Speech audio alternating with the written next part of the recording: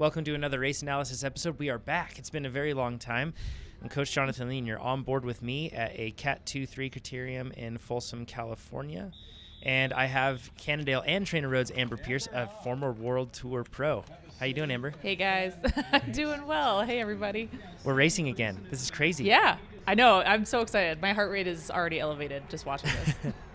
So if you have seen, we have done race analysis on this course before. It's like a D, the shape of the course, and you can see it down to the lower right. Wind is coming from the direction of probably about 10 degrees if you were to think of something coming from above and then coming slightly from the right to slightly to the left as we're looking at the map right there. And it's kind of inconsistent, and it's not an actual determining factor in this race, but it does affect some of my decisions on where I'm going to go. Race is going to be an hour long, and my goal with this race was to win it. I was hoping to get some good points, and we'll see how it shakes out.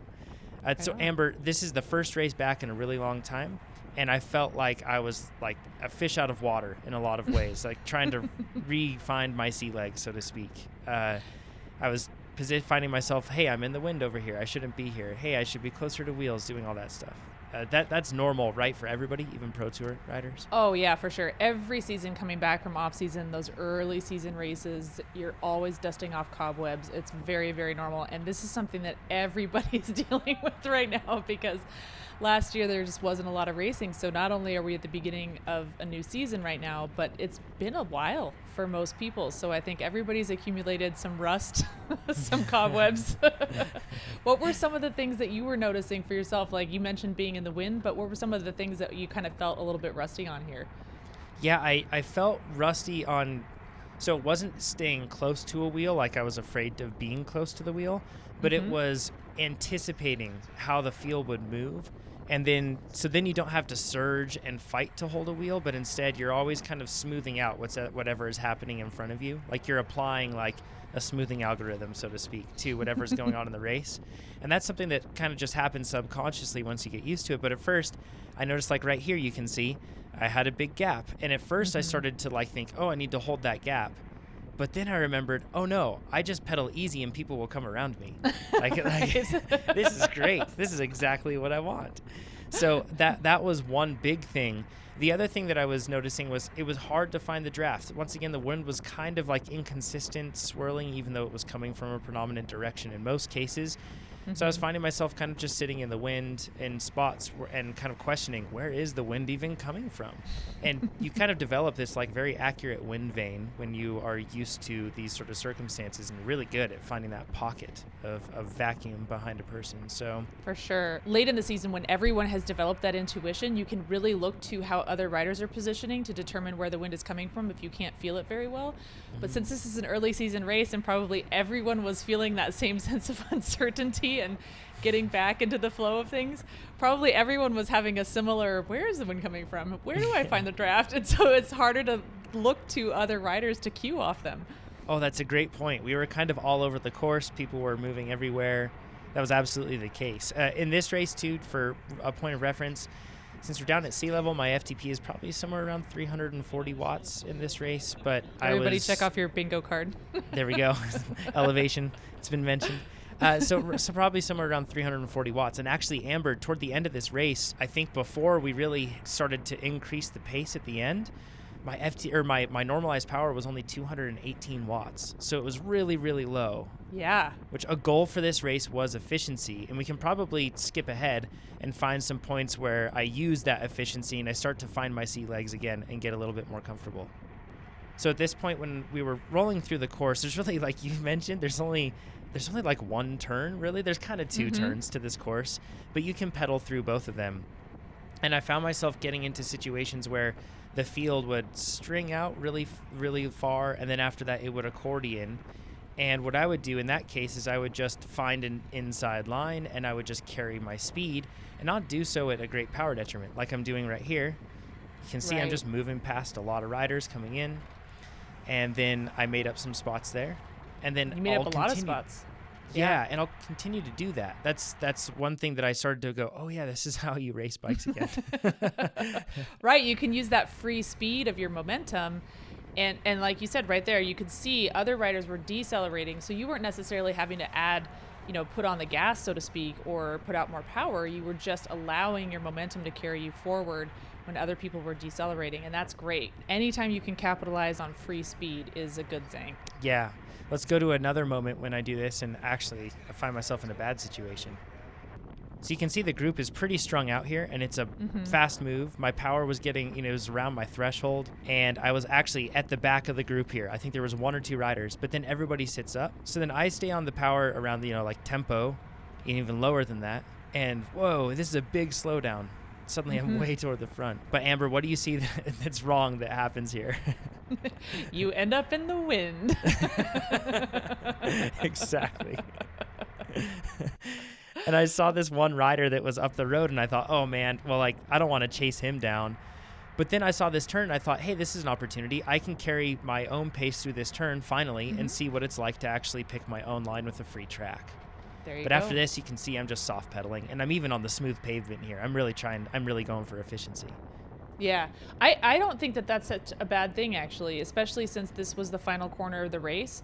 Being able to take that corner with clean air, so to speak, which is to say there's nobody in front of you, you get to have a really clear view of exactly what you might be dealing with in the finish. So that's some really good recon that you can apply toward the end of the race. So that might have been actually a really good thing. Like, you don't want to be in the wind. You're probably doing a little more work there than you needed to be, but you were smart about coming off the gas, soft pedaling, letting people come around you pretty quickly as soon as you realize that, hey, I did not mean to be on the front right now. Sorry, everybody. Please go around me.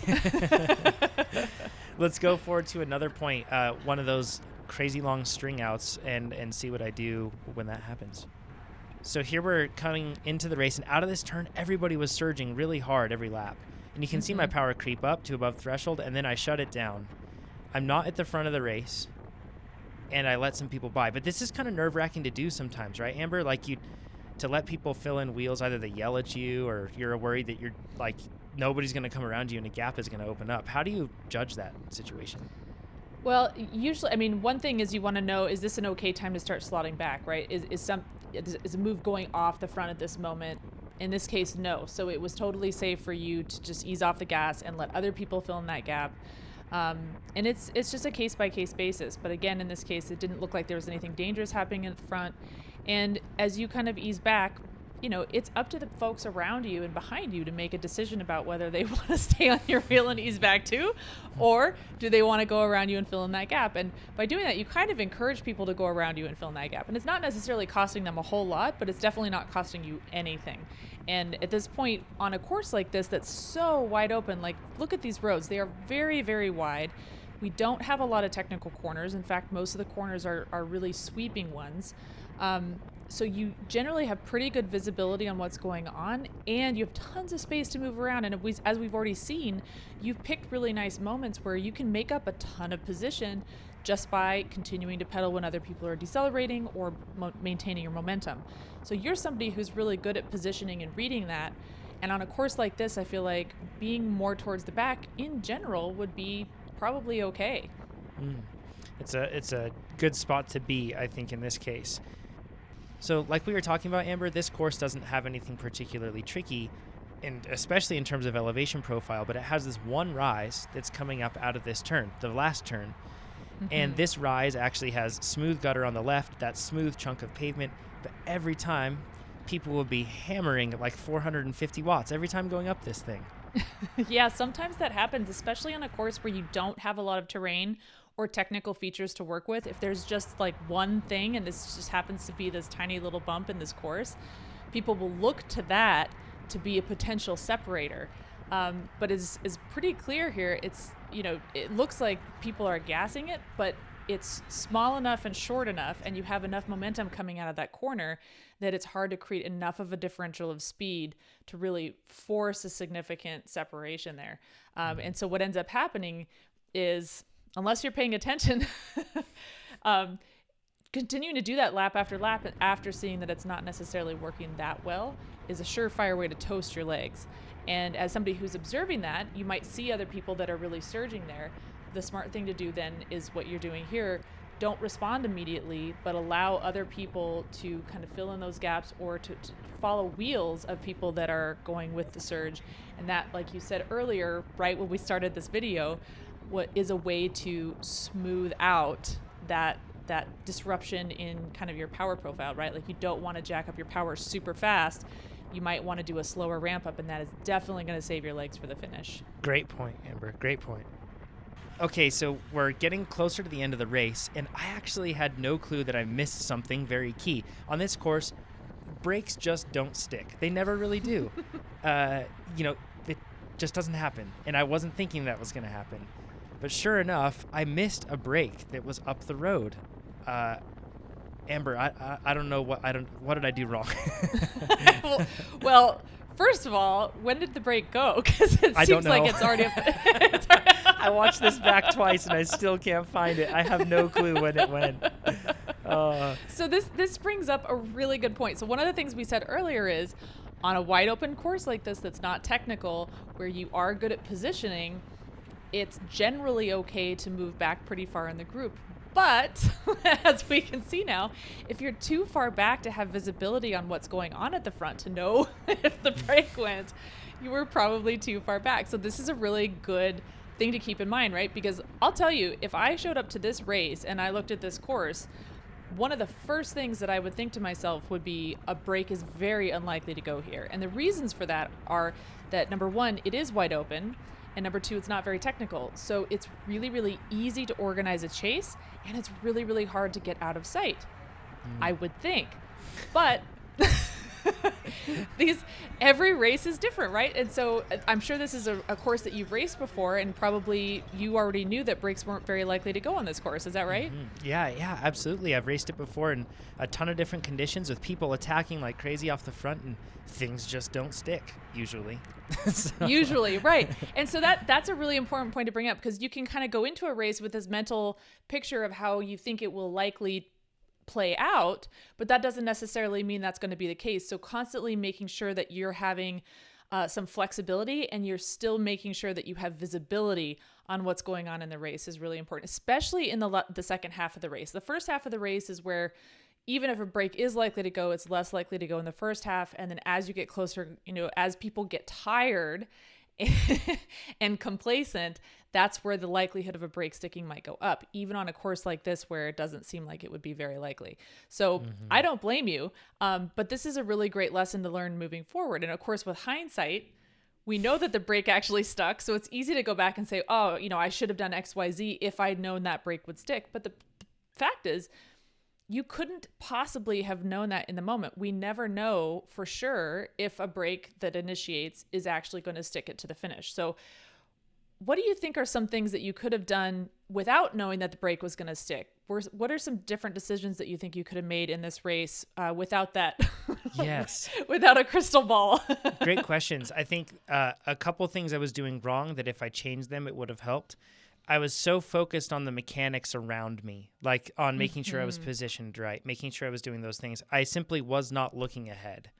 I had then stepping even further back, I had built a single outcome for this race in my mind. I didn't even consider other possible outcomes for it. And as a result, I wasn't putting myself in a position within that race to even consider those other outcomes.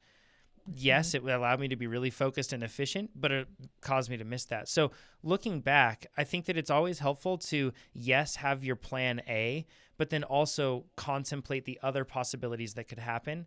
And then above all, when you're in the race, don't get so focused on the trees very much in front of you that you miss the forest, right? And that way you can see what's going on. Right here, you can see a point where a rider is actually going up the road, and I should have recognized that, and I should have seen that as, oh, hey, that person seems really focused on getting forward for one particular reason. There might be a break up the road, and I could have grabbed some free rides getting up to the front. Yeah. And when you see a move like that, for future reference, if anybody's watching this, if you see somebody making a very clear, maybe bridge attempt, and it seems not to make much sense because you weren't sure if there was a break up the road or not, you can always ask people around you.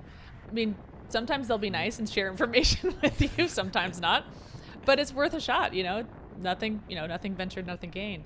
Absolutely. But yeah, I think it sounds like you had a plan, like a start to finish plan for this race. Oh yeah. As opposed to, more of a flexible kind of process-based plan. I kind of became Nate, which I'm usually very much not. Nate paves the way so clearly, exactly, step by step, every corner of every lap, exactly what's going to happen. And that's kind of what I did, and I usually don't do that. But you know what? If the brake hadn't stuck, which it was probable that it wouldn't stick, it would have looked like I was a genius. And instead, I feel like a fool. And that's just how things go. That's bike racing, huh? So. Well, and to be fair, in these early season races where things do feel a little bit squirrely, I mean, let's be honest, anybody else, if you've ever taken time out of racing or even time off your bike, the first time you get back on your bike, you feel squirrely. First time back in a race is very similar. You just, your race instincts feel squirrely. You might not feel squirrely on the bike itself, but everything just feels a little bit uncertain. Those sharp intuitions are pretty dull. Yes.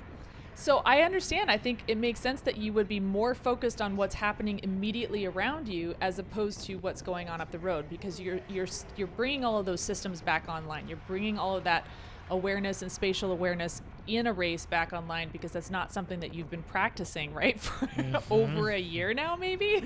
Yeah, exactly. So this kind of sets up the rest of the race. I say we fast forward to the last couple laps. Yeah, let's do it. All right, so we're coming in with just, I think, 2 laps to go, and you'll see me here on the inside of this course. That gutter's actually really nice. Don't listen to this, anybody that I race at this course, but the gutter's great. And you have to kind of fight to hold the inside, though. On a course that's constantly turning in the same direction like this, there's kind of a washing machine effect that ends up happening. Amber, can you describe kind of like what that is and what it does to you in your position? Yeah, so often what you'll see is a pattern emerge in a group of riders where they're moving up on one side of the course, and as they do, somebody might find themselves on the front or a little too close to the front, so they kind of want to move out of the way and drift back and get back in the draft, which creates this almost eddy effect. It's like a circulation where people are moving up in one side and then drifting back in the other, and it creates this washing machine effect where if you get swept up in that current, so to speak, and you could think of it as a current, you might start to get pushed back or boxed in. And so you won't have a good exit or to take the line that you want or to respond if somebody's making an attack that you need to respond to. So that's a really great point, Jonathan, that you're taking a position that gives you a really clean line and good access to the front if you need it. And this right here, Scott, my friend, he's in front of me. I didn't realize that his friend, Glenn, his teammate, was up the road. And I thought, oh, Scott's being nice and he's going to give me a lead out. This is great. But right now, I'm really listening to everything going on behind me, and I'm trying to close down. And you can see me kind of move to the inside. I'm trying to close down anytime I hear somebody kind of going to the inside. I don't want people sneaking up the inside of me, and I'm trying to protect that gutter, but also balance out with the wind. I'm keeping my eye on the rider that has the pink shorts with the pink and blue on their sleeves, and that's Kenny, and he's really fast here. And we're coming into the last turn. And the one thing I know that I want to do is I want to be somewhere around second wheel or sprint even to be first wheel, but do that before the first turn. So right here I attack, and I see Kenny going around the outside, and I say, perfect. I ease up, sit into his draft. Nice. And then after that, I go, okay, I can come around him, especially if I stay on this smooth pavement. Boom. Slingshot. There we go. Coming right around him, and there we go. Let's replay that last turn, Amber, and let's look at that a little closer. The tricky part about this is whenever you have a course where you have to sprint to that last turn, it feels so unnatural. It feels like you're getting to the front too early, like you're making a mistake. But with this one, because that turn is such a pinch point relative to the rest of this course, it makes a big difference, right, Amber? Yeah, it seems like it's the only point on this course that's really close to an actual corner, right?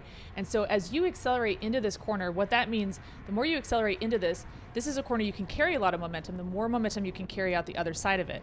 And so waiting and letting somebody go ahead of you through that corner, they may not generate as much speed going into it, which means that they may not have as much coming out of it as you would want. And it's not that far from the exit of this corner to the finish line. And because it's a wide open course and it is flat, it's very, very fast. So on a course like that, the momentum coming out of that corner and your position coming out of that corner are going to be very, very key, which you obviously knew and took advantage of perfectly in that last corner. It was such beautiful execution, Jonathan. I'm really impressed. Thank you, Amber. It was because of your race analysis last year that made that possible. So right. Right. I should say 2 years ago. My goodness, it's been a year, hasn't it?